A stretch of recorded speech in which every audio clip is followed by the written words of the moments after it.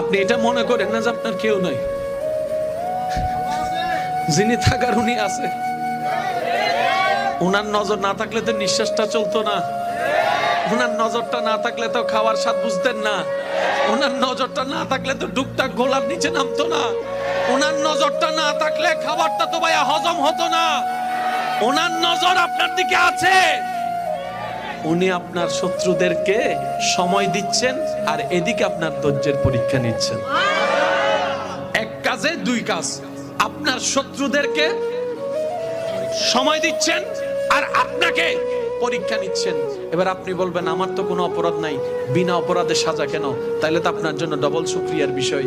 সেটা হচ্ছে আল্লাহ তাআলা আপনাকে 10,000 বছর আগুনে জ্বলার মতো গুনাহ যেটা আপনি করেছেন ওইটা থেকে বাঁচানোর জন্য 3-4 মাসের 3 বছর 5 বছরের একটা দুনিয়ার কষ্ট দিয়ে দিচ্ছেন। সুবহানাল্লাহ।